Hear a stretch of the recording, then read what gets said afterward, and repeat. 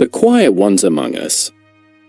Maybe you felt it too, that strange disconnect in a crowded room, where voices hum and laughter fills the air, yet you feel like you're standing behind glass. You nod, you smile, but something in you feels like it's watching from a distance. It's not that you dislike people. You just feel apart. While others seem at home in small talk and noise, you crave quiet. You crave meaning.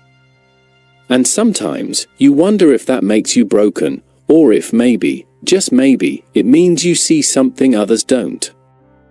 That's where the phrase "you're not antisocial, you're just smarter than most" hits home for so many people today. It's become a rallying cry for the introspective, the quiet, the misunderstood. But behind the meme and the quote lies a deeper truth about what it means to think differently, to feel differently, and to exist at a depth that modern life rarely encourages.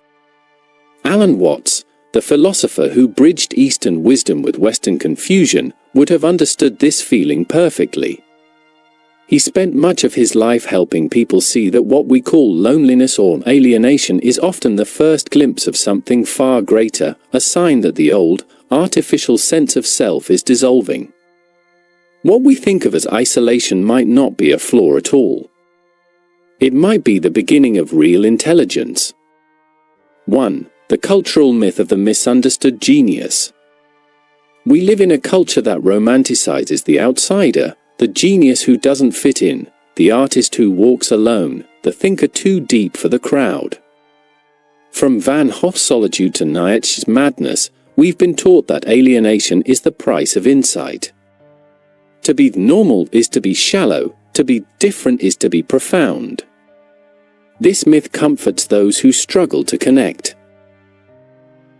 It whispers, maybe you don't belong because you're above it all. But the truth is more complicated.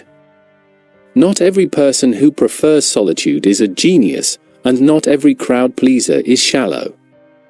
That misunderstood genius myth can easily turn from self-understanding into self-importance. It tempts us to confuse our sensitivity with superiority. Watts would warn us that this is the ego's clever disguise, a new form of pride hiding behind the mask of detachment. And yet, the myth persists because it speaks to something real. Many intelligent or sensitive people do experience the world more intensely. They notice contradictions, hypocrisies, the noise behind the noise. When others chatter about trivialities, the introspective mind searches for meaning. So, while the idea of being smarter might not be literal, it points to a certain awareness, a way of seeing through the surface of things. For many, that awareness feels isolating, at least until they learn how to live with it. 2. The psychology of solitude and sensitivity. Psychology tells us that not everyone experiences the world at the same volume. Some people are more sensitive, emotionally, intellectually, even neurologically. They feel more deeply, think more critically, and tire more easily from social stimulation.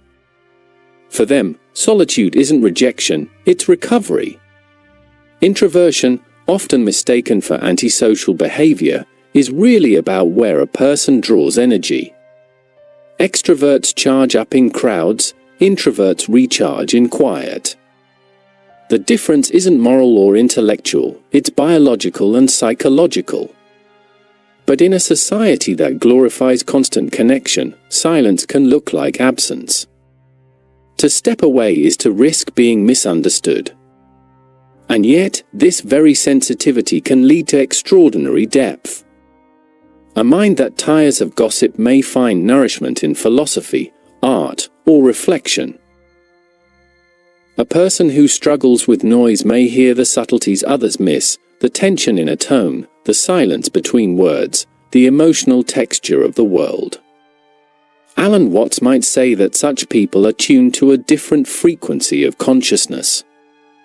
But like a radio catching faint signals from the cosmos, that sensitivity can also feel like interference.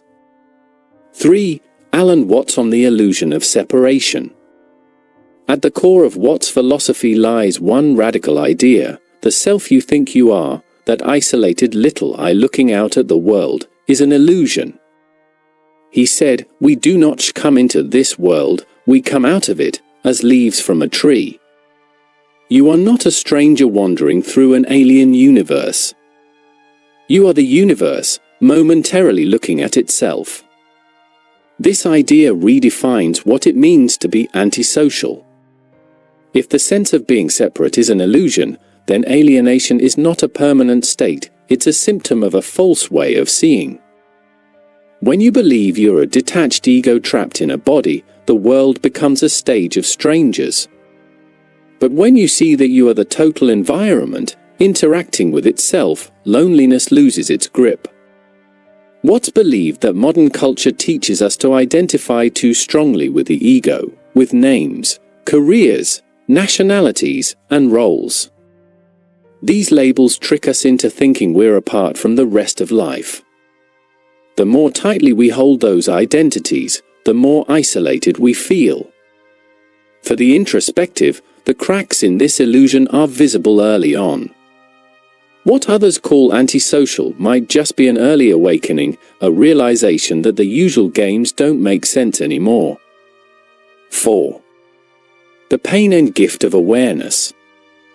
The problem with awareness is that it makes comfort difficult.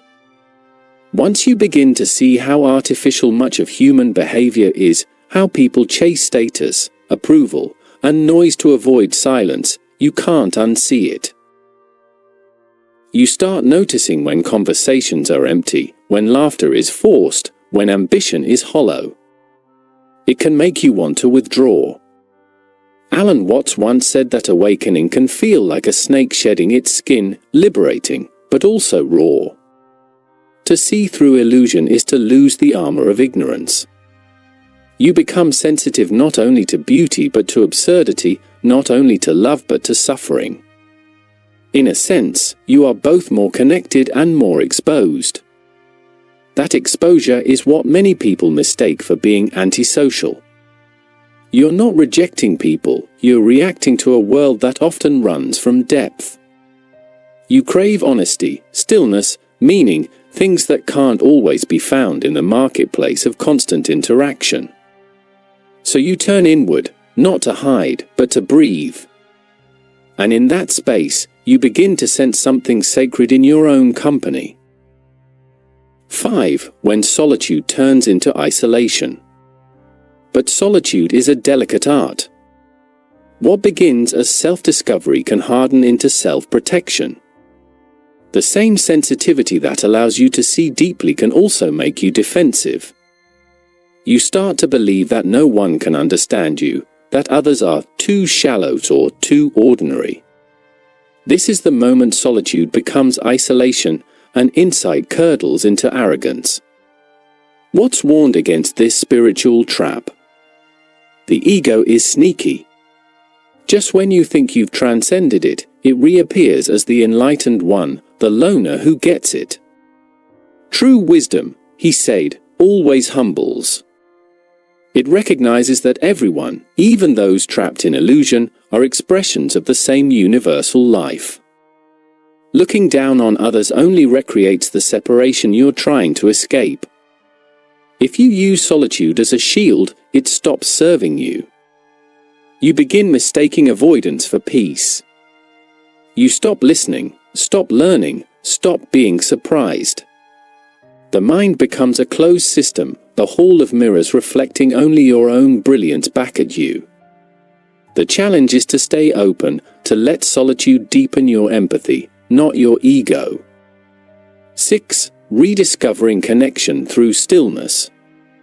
For Watts, solitude wasn't the end goal, it was the gateway. He taught that real connection, the kind that doesn't drain you or demand performance, arises only after you've made peace with being alone. When you no longer need others to complete you, you can finally meet them as equals, without fear or manipulation. In solitude, you dissolve the illusion of self. You discover that the quiet observer within you, the awareness watching your thoughts, is not different from the awareness in others. It's the same consciousness expressed through countless forms. When you realize this, connection becomes effortless. You no longer seek validation, you simply share presence. So perhaps the phrase, "you're smarter than most," is really pointing to this deeper intelligence, not the kind that solves equations, but the kind that recognizes unity. The kind that looks at the chaos of the world and says, "all this, too, is me." That realization transforms solitude into serenity and social interaction into play. 7. The role of compassion and engagement. Wisdom, what's believed, is incomplete without compassion. Insight that doesn't return to the world to serve others is self-indulgence. The awakened person doesn't retreat forever into silence, they come back, gentler, clearer, more human. This is what differentiates isolation from enlightenment. The isolated person sees others as distractions or threats, the awakened person sees them as reflections. Compassion flows naturally when you understand that the suffering you see out there is not separate from the life you live in here. So, yes, maybe you do feel different, maybe you are more attuned to the absurdity and beauty of existence. But that difference isn't superiority. It's responsibility. It's the call to use your insight not as a wall, but as a bridge, to speak truth softly into a noisy world, to listen even when you see through the game, to bring light without condescension. 8. Embracing the paradox. Alan Watts often said, "You can't get there from not being there." Meaning, you can't transcend life by running from it. You transcend it by seeing it clearly and participating anyway. This is the great paradox of spiritual intelligence. The more you awaken, the less you withdraw. The more you see the illusion, the more tenderly you hold it. You learn to laugh again, to dance again, to make small talk, not because you believe the roles and rituals are real, but because they're part of the cosmic play. You stop taking depth so seriously. True intelligence isn't heavy, it's light. It knows that wisdom without joy is just another prison. So, being not antisocial doesn't mean forcing yourself to fit in. It means realizing that even your discomfort, your silence, your sensitivity, they all have a place in the grand design. You are both the observer and the observed, the outsider and the participant, the wave and the ocean. 9. The return, living the insight. Watts' teachings always circle back to the same point: life is not a problem to solve, it's a dance to join. The moment you stop resisting your own nature, your need for quiet, your desire for truth, you stop fighting life itself. If you feel disconnected, it's not a defect, it's a signal. Something in you is ready to wake up. That awakening may be painful, it will strip away illusions and leave you raw, but it will also open you to a richer kind of connection, one that doesn't depend on fitting in. To live that insight is to walk a middle path, fully in the world but not trapped by it. You can go to the party and still love the silence afterward. You can engage deeply and still return to your own company with joy. That balance is the essence of what's called the wisdom of insecurity, living freely in the flux of things, neither clinging nor escaping. 10. Redefining intelligence. So, what does it mean to be the smarter than most? Maybe it's not about IQ, education, or analytical skill.